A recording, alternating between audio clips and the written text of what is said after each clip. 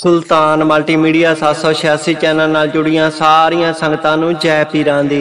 A the video which असीं तुहानूं एक फकीर ते एक चिड़ी दी कहानी दसांगे। चिड़ी दे द्वारा दसियां होईयां 3 गल्लां जो साडी जिंदगी दे विच बहुत ही ज़्यादा जरूरी ते महत्वपूर्ण हन। सो हाथ जोड़ के बेनती है, इस वीडियो नूं पूरा जरूर देखियो ते इस चैनल नूं भी जरूर सबसक्राइब करियो। पीरां दी प्यारी साध संगत जी, एक जंगल दे विच एक फकीर तपस्या करया करदे सी।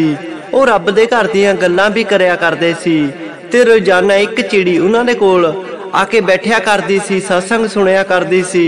इस तरह ओ चिड़ी बहुत ही ज्यादा ज्ञानवान हो चुकी सी ते ओ अपने आले दुआले दे पंछियां नूं इकट्ठे करके ओ ज्ञान दीयां गल्लां दस्सिया करदी सी। चिड़ी ने अपने साथियों नूं 3 ऐसियां महत्वपूर्ण गल्लां दसियां ਜਿਹੜੀਆਂ साडी जिंदगी दे विच भी बहुत ज़्यादा काम आउणगीਆਂ। ਕਿਹੜੀਆਂ ਹਨ ਉਹ 3 ਜ਼ਰੂਰੀ ਗੱਲਾਂ? आओ उन्हां गल्लां नूं जाणदे हां। पहली गल, एक राज दे विच एक राजा राज करया करदा सी। ਉਹ राजा बहुत ही ज़्यादा चंगा सी, धर्मात्मा सी। ਉਹ ਸਾਰਿਆਂ ਦਾ ही ख्याल रखदा सी। नेकी दे गुण ਉਹਦੇ ਵਿੱਚ ਕੁੱਟ-ਕੁੱਟ के भरे होए सन। ਉਹਦੇ दिल ਵਿੱਚ अपनी प्रजा दे प्रति बहुत ही ज़्यादा प्यार भावना सी। ਉਹ ਸਾਰਿਆਂ ਦੇ ਨਾਲ ही रल मिल के ਰਹਿੰਦਾ सी, ਸਾਰਿਆਂ ਦੀਆਂ ਮੁਸ਼ਕਿਲਾਂ ਨੂੰ हल करदा सी। धर्मात्मा सी ਉਹ राजा। एक दिन उस राजा ने सोचा कि क्यों ना वो भेस बदल के अपने राज दे विच घूमे ते लोकां ਦੀਆਂ मुश्किलां बारे पता करे कि मेरी प्रजा मेरे राज दे विच सुख शांति दे नाल रह भी रही है कि नहीं। राजा ये सोच के उन्हें अपने मंत्री नूं सद्दिया ते अपने सारे दिल दी गल दसी कि किदां वो भेस बदल के वो अपने राज दे विच घूमना चाहुंदा है ते लोकां दीयां दुख तकलीफां नूं देखना चाहुंदा है।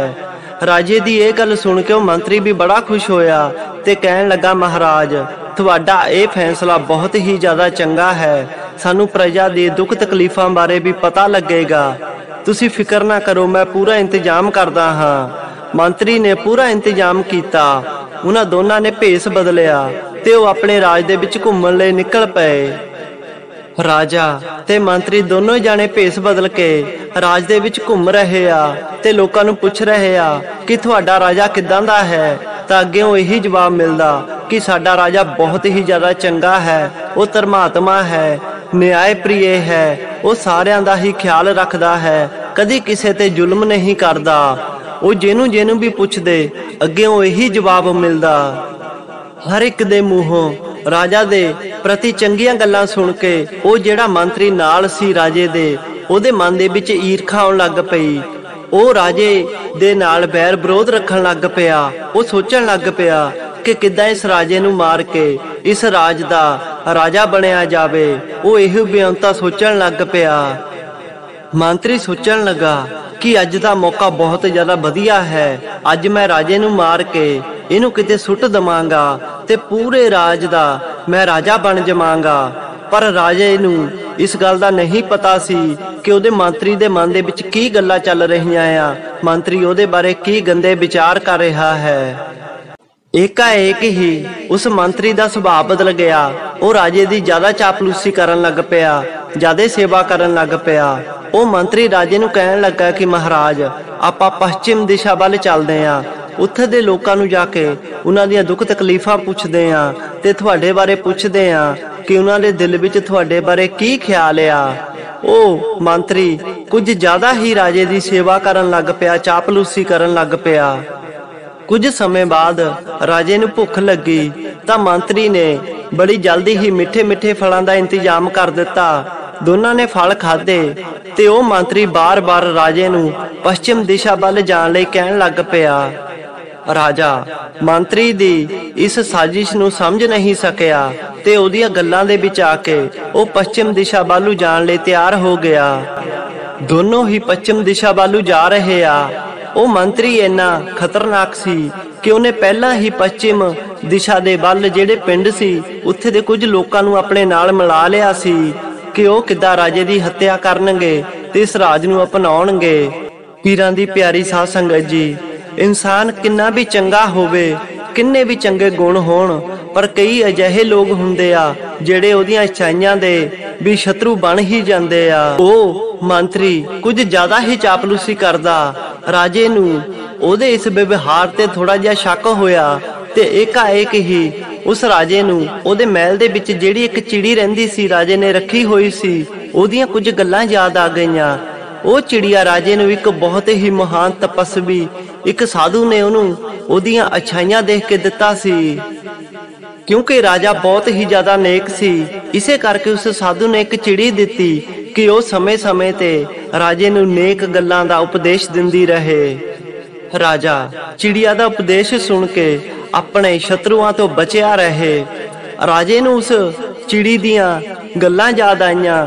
ਚਿੜੀ ਨੇ ਰਾਜੇ ਨੂੰ ਉਪਦੇਸ਼ ਦਿੱਤਾ ਸੀ ਕਿ ਜਿਹੜੇ ਇਨਸਾਨ ਚਾਪਲੂਸ ਹੁੰਦੇ ਆ, ਮਤਲਬੀ ਲੋਕਾਂ ਦੀਆਂ ਕੁਝ ਪਹਿਚਾਨ ਹੁੰਦੀਆਂ ਹਨ। ਮਤਲਬੀ ਤੇ ਚਾਪਲੂਸ ਲੋਕਾਂ ਦੀਆਂ 3 ਪਹਿਚਾਨਾਂ ਕਿਹੜੀਆਂ ਹੁੰਦੀਆਂ ਹਨ, ਇਹਨੂੰ ਬੜੇ ਧਿਆਨ ਦੇ ਨਾਲ ਸੁਣਿਓ, ਇਹ ਤੁਹਾਡੀ ਜ਼ਿੰਦਗੀ ਦੇ ਵਿੱਚ ਬਹੁਤ ਜ਼ਿਆਦਾ ਕੰਮ ਆਉਣਗੀਆਂ। ਪਹਿਲੀ ਗੱਲ, ਜਿਹੜੇ ਲੋਕ ਮਤਲਬੀ ਹੁੰਦੇ ਆ ਉਹ ਕੰਮ ਪੈਣ ਤੇ ਤੁਹਾਡੀ ਬਹੁਤ ਜ਼ਿਆਦਾ ਚਾਪਲੂਸੀ ਕਰੇਗਾ, ਤੁਹਾਡੀਆਂ ਸਿਫਤਾਂ ਕਰੇਗਾ, ਤੁਹਾਡੇ ਸਾਰੇ ਕੰਮ ਕਰੇਗਾ ਤੇ ਜਦੋਂ ਉਹਦਾ ਕੰਮ ਨਿਕਲ ਗਿਆ ਬਾਅਦ ਵਿੱਚ ਉਹ ਤੁਹਾਡਾ ਹਾਲ ਵੀ ਨਹੀਂ ਪੁੱਛੇਗਾ। ਦੂਸਰੀ ਗੱਲ, ਮਤਲਬੀ ਲੋਕ ਕੰਮ ਪੈਣ ਤੇ ਤੁਹਾਡੇ ਨਾਲ ਰਹਿਣਗੇ, ਤੁਹਾਨੂੰ ਬਹੁਤ ਵਧੀਆ ਖਿਲਾਉਣਗੇ ਪਿਲਾਉਣਗੇ, ਤੁਹਾਡੀਆਂ ਸਿਫਤਾਂ ਕਰਨਗੇ ਜਦੋਂ ਤੱਕ ਉਹਨਾਂ ਦਾ ਕੰਮ ਨਾ ਨਿਕਲ ਜਾਵੇ। ਉਹ ਤੁਹਾਡੇ ਅੱਗੇ ਪਿੱਛੇ ਡੋਲੇਗਾ ਕਿ ਉਹਦਾ ਮਤਲਬ ਨਿਕਲ ਜਾਵੇ। ਤੀਸਰੀ ਗੱਲ, ਇੱਕ ਗੱਲ ਧਿਆਨ ਰੱਖਿਓ, ਜਦ ਤੱਕ ਮਤਲਬੀ ਲੋਕਾਂ ਨੂੰ ਤੁਹਾਡੇ ਤੱਕ ਕੰਮ ਨਹੀਂ ਪੈਂਦਾ ਉਹ ਤੁਹਾਡੇ ਨਾਲ ਪਿਆਰ ਭਰੀ ਕੋਈ ਗੱਲ ਨਹੀਂ ਕਰਨਗੇ, ਇੱਜ਼ਤ ਦੇ ਨਾਲ ਗੱਲ ਨਹੀਂ ਕਰਨਗੇ ਤੇ ਜੱਕ ਜਦੋਂ ਉਹਨਾਂ ਦਾ ਸੁਭਾਅ ਬਦਲ ਜਾਵੇ, ਉਹ ਕੌੜੇਪਨ ਤੋਂ ਮਿੱਠੇਪਨ ਤੇ ਆ ਜਾਣ, ਤੁਹਾਡੀ ਚਾਪਲੂਸੀ ਕਰਨ ਲੱਗ ਪੈਣ, ਮਿੱਠੀਆਂ ਗੱਲਾਂ ਕਰਨ ਲੱਗ ਪੈਣ, ਤੁਹਾਡੀਆਂ ਸਿਫਤਾਂ ਕਰਨ ਲੱਗ ਪੈਣ, ਤਾਂ ਸਮਝ ਲਓ ਕਿ ਉਹਨਾਂ ਨੂੰ ਤੁਹਾਡੇ ਤੱਕ ਕੋਈ ਖਾਸ ਕੰਮ ਹੈ, ਉਹ ਆਪਣਾ ਕੋਈ ਮਤਲਬ ਕੱਢਣਾ ਚਾਹੁੰਦੇ ਆ ਤੁਹਾਡੇ ਤੋਂ। ਮਤਲਬੀ ਲੋਕ ਤੁਹਾਡੇ ਤੋਂ ਕੰਮ ਕਢਾਉਣ ਲਈ ਤੁਹਾਡੇ ਨਾਲ ਬਹੁਤ ਜ਼ਿਆਦਾ ਪਿਆਰ ਤੇ ਸਰਲ ਤਰੀਕੇ ਦੇ ਨਾਲ ਗੱਲ ਕਰਨਗੇ। ਜਦੋਂ ਰਾਜੇ ਨੂੰ ਚਿੜੀ ਦੀਆਂ ਇਹ 3 ਗੱਲਾਂ ਯਾਦ ਆਈਆਂ ਤੇ ਉਹਨੇ ਦੇਖਿਆ ਕਿ ਮੰਤਰੀ ਵੀ ਉਸੇ ਤਰ੍ਹਾਂ ਹੀ ਕਰ ਰਿਹਾ ਹੈ ਜੋ ਚਿੜੀ ਨੇ ਦੱਸਿਆ ਸੀ, ਤਾਂ ਰਾਜੇ ਨੂੰ ਆਪਣੇ ਮੰਤਰੀ ਤੇ ਥੋੜਾ ਜਿਹਾ ਸ਼ੱਕ ਹੋ ਗਿਆ ਤੇ ਰਾਜਾ ਮੰਤਰੀ ਨੂੰ ਕਹਿਣ ਲੱਗਾ ਕਿ ਅੱਜ ਮੇਰੀ ਸਿਹਤ ਖਰਾਬ ਹੋ ਗਈ ਆ, ਆਪਾਂ ਪੱਛਮ ਦਿਸ਼ਾ ਵੱਲ ਕਿਸੇ ਹੋਰ ਦਿਨ ਚੱਲਾਂਗੇ। ਮੰਤਰੀ ਸਮਝ ਨਹੀਂ ਸਕਿਆ ਕਿ ਰਾਜੇ ਨੂੰ ਉੱਤੇ ਸ਼ੱਕ ਹੋ ਗਿਆ ਹੈ। ਮੰਤਰੀ ਸੋਚਣ ਲੱਗਾ ਕਿ ਰਾਜਾ ਕਹਿ ਰਿਹਾ ਹੈ ਕਿ ਆਪਾਂ ਅਗਲੀ ਵਾਰ ਪੱਛਮ ਦਿਸ਼ਾ ਵੱਲ ਚੱਲਾਂਗੇ, ਚਲੋ ਕੋਈ ਨਹੀਂ, ਅਗਲੀ ਵਾਰ ਜਦੋਂ ਅਸੀਂ ਜਾਵਾਂਗੇ ਤਾਂ ਮੈਂ ਰਾਜੇ ਨੂੰ ਉੱਥੇ ਹੀ ਮਾਰ ਦਵਾਂਗਾ। ਮੰਤਰੀ ਅਤੇ ਰਾਜਾ ਦੋਨੋਂ ਹੀ ਆਪਣੇ ਰਾਜ ਮਹਿਲ ਦੇ ਵਿੱਚ ਵਾਪਸ ਆ ਜਾਂਦੇ ਆ।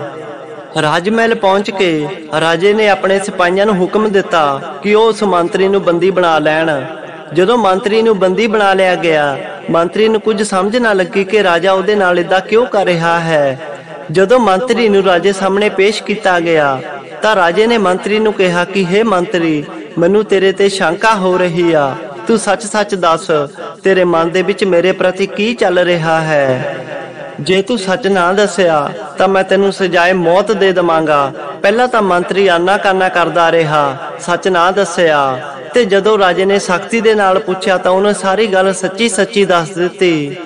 ਮੰਤਰੀ ਨੇ ਆਪਣਾ ਸਾਰਾ ਹੀ ਛੜਯੰਤਰ ਰਾਜੇ ਨੂੰ ਦੱਸ ਦਿੱਤਾ ਤਾਂ ਰਾਜਾ ਕਹਿਣ ਲੱਗਾ, ਹੇ ਮੰਤਰੀ, ਅੱਜ ਮੈਨੂੰ ਏਡੀ ਵੱਡੀ ਸਿੱਖਿਆ ਤਾਂ ਮਿਲ ਗਈ ਹੈ ਕਿ ਕਿਸੇ ਤੇ ਵਿਸ਼ਵਾਸ ਕਰਨ ਤੋਂ ਪਹਿਲਾਂ ਉਹਦਾ ਵਿਸ਼ਵਾਸ ਪਰਖ ਲੈਣਾ ਚਾਹੀਦਾ ਹੈ।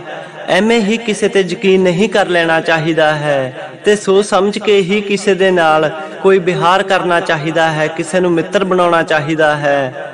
ਸੋ ਰਾਜੇ ਨੇ ਮੰਤਰੀ ਨੂੰ ਕਾਰਾਗਾਰ ਵਿੱਚ ਸੁੱਟ ਦਿੱਤਾ। ਮੰਤਰੀ ਨੂੰ ਆਪਣੇ ਕੀਤੇ ਦੀ ਸਜ਼ਾ ਮਿਲ ਗਈ। ਸੋ ਪੀਰਾਂ ਦੀ ਪਿਆਰੀ ਸਾਧ ਸੰਗਤ ਜੀ, ਬੁਰਾਈ ਜਿੰਨੀ ਮਰਜ਼ੀ ਤਕੜੀ ਹੋਵੇ ਪਰ ਉਹ ਸੱਚਾਈ ਤੇ ਅੱਛਾਈ ਦੇ ਸਾਹਮਣੇ ਤੁੱਛ ਹੀ ਹੁੰਦੀ ਆ। ਸੋ ਇਸ ਕਹਾਣੀ ਤੋਂ ਸਾਨੂੰ ਬਹੁਤ ਕੁਝ ਸਿੱਖਣ ਨੂੰ ਮਿਲਦਾ ਆ। ਇਹਨਾਂ ਗੱਲਾਂ ਤੇ ਗੌਰ ਜ਼ਰੂਰ ਕਰਿਓ ਤੇ ਇਸੇ ਤਰ੍ਹਾਂ ਦੀਆਂ ਹੋਰ ਵੀਡੀਓ ਦੇਖਣ ਲਈ ਇਸ ਚੈਨਲ ਨੂੰ ਜ਼ਰੂਰ ਸਬਸਕ੍ਰਾਈਬ ਕਰਿਓ।